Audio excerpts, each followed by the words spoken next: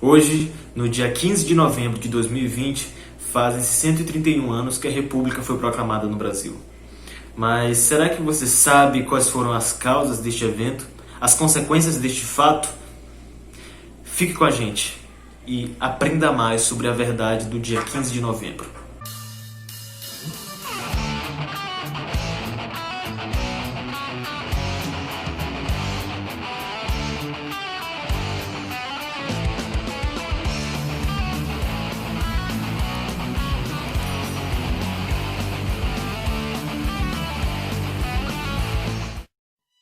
Já se fazem 131 anos desde que o Brasil deixou de ser uma monarquia e passou a ser uma república. Por incrível que pareça, muitos brasileiros não sabem o que realmente aconteceu no dia 15 de novembro de 1889.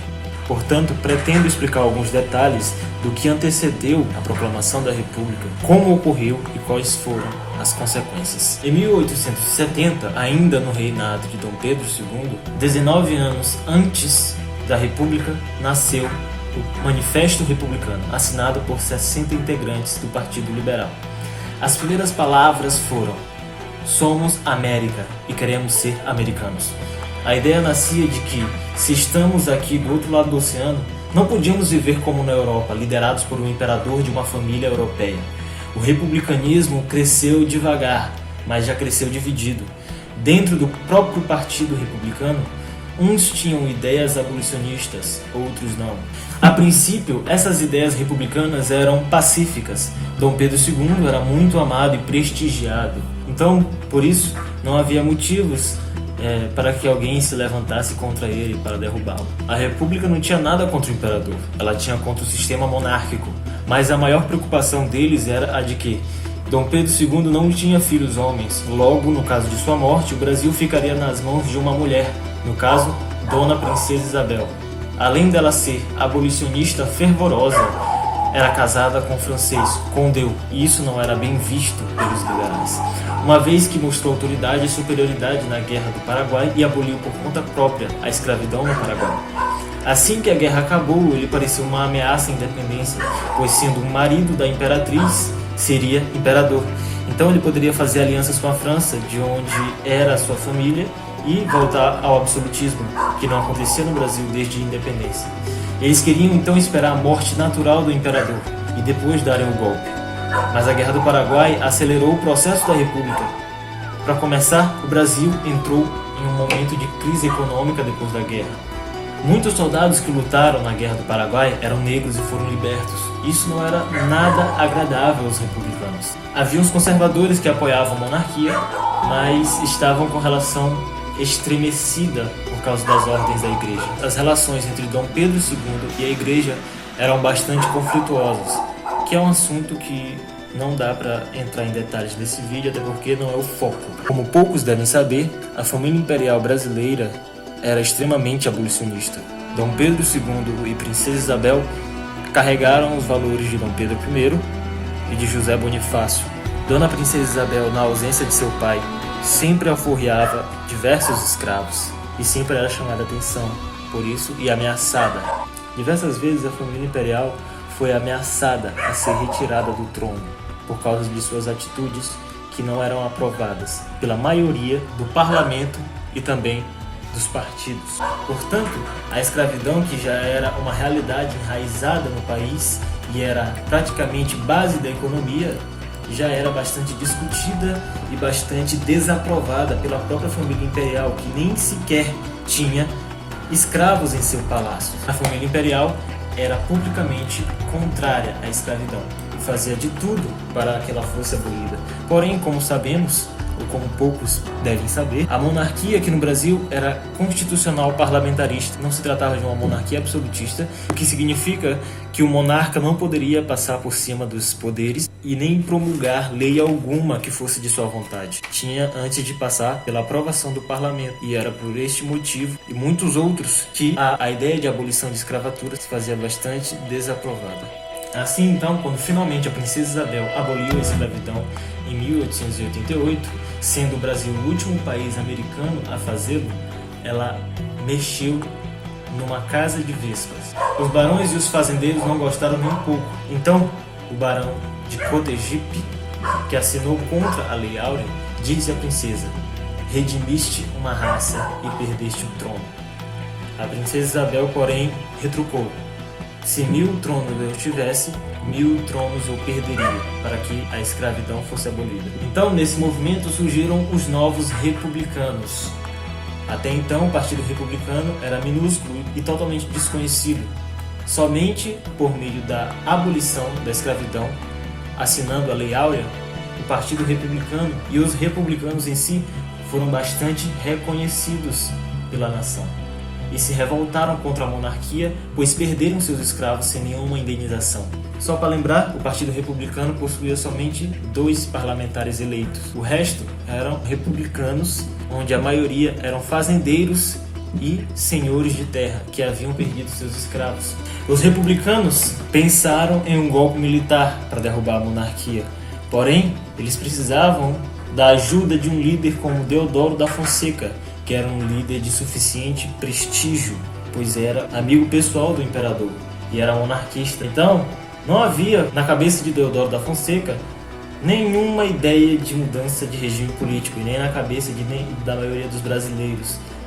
Tanto é que na última eleição parlamentar realizada no Império em 1889, como já foi dito, o Partido Republicano só elegeu 2 deputados. Então, o golpe seria dado no dia 20 de novembro e o objetivo inicial não era derrubar o imperador. Mas aí, para convencer Deodoro da Fonseca, os republicanos fizeram correr um boato absolutamente sem fundamento de que o governo do primeiro-ministro liberal Visconde de Ouro Preto havia expedido uma ordem de prisão contra Marechal Deodoro. Deodoro aceitou participar da quartelada para derrubar o ministério do Visconde de Ouro Preto. Deodoro já havia decidido que não iria derrubar a monarquia, e nem Dom Pedro II. A intenção inicial era derrubar o presidente do Conselho dos Ministros, Visconde de Ouro Preto. Assim, obrigaria a entrada de um republicano no cargo, facilitando para, posteriormente, instaurar a república. Às 6 horas da manhã de 15 de novembro, Deodoro da Fonseca se levantou mal, pois já estava doente há várias semanas, e assim posicionou homens mirando canhões para a sede do governo, lá no Campo de Santana. E foi assim que Dom Pedro II aceitou a demissão do primeiro-ministro e, após o desfile, Deodoro saudou as tropas aos gritos: viva Sua Majestade, o Imperador! Assim, o primeiro-ministro, Visconde de Ouro Preto, foi derrubado. Mas a monarquia, não teve muito êxito. Porém, Benjamin Constant, que era um dos cabeças, e Quintin Bocaiúva, que era jornalista, estavam conspirando e queriam mesmo o fim da monarquia. Eles foram à casa de Deodoro e tentaram convencer Deodoro com um novo boato. Com essa nova estratégia, eles informaram que o novo primeiro-ministro eleito era um político gaúcho que tinha pegado a mulher que Marechal Deodoro gostava no passado. O nome dele era Gaspar Martins. Por causa disso, por ter amado Ana Caroline Fonseca Jacques e ter perdido ela para Gaspar Martins, essa foi a gota d'água, e isso serviu como uma boa estratégia de convencimento. Então, todas as ideias de Deodoro da Fonseca foram por água abaixo. A mentalidade que ele tinha de república e de monarquia, de que a república seria uma desgraça, a mentalidade que ele tinha e a amizade que ele tinha com o imperador, e todas aquelas ideias e todas aquelas restrições e a ideia de não derrubar a monarquia foram por água abaixo. Por causa disso, desta falsa notícia, Deodoro da Fonseca se enfureceu e decidiu de uma vez por todas proclamar a república, derrubando a monarquia. Sim, a causa da proclamação da república foi, sobretudo, um rabo de saia. Claro que era tudo mentira de Constant e Bocaiúva. O imperador nem sonhava em colocar como primeiro-ministro Gaspar Martins e nem sabia do que estava rolando entre eles dois. Enfim, no dia 15 foi dado o golpe. No dia 17, a família imperial foi expulsa e enviada para Lisboa. Eles foram expulsos no meio da madrugada, colocados no barco e exilados. Até mesmo ofereceram uma quantia de indenização pelo golpe, mas o imperador recusou por respeito aos cofres públicos. Então, com o golpe militar, a república foi proclamada. Os primeiros atos do governo foram dissolver todos os partidos políticos existentes no país, colocar em um navio a família imperial e proibi-la em caráter vitalício de voltar à sua terra natal, fechar a Assembleia Geral, a Suprema Corte de Justiça e substituir suas funções por comitês das Forças Armadas e pelo Ministério recém-nomeado, reprimir qualquer manifestação a favor da família real e ameaçar com prisões os donos dos jornais que se posicionassem contrários ao movimento. Como disse Aristides Lobo, os brasileiros não compreenderam e assistiram, bestializados, à proclamação da República. Pensaram que se tratavam de um desfile militar e souberam do golpe republicano no dia 17 de novembro, quando a família imperial já tinha sido exilada.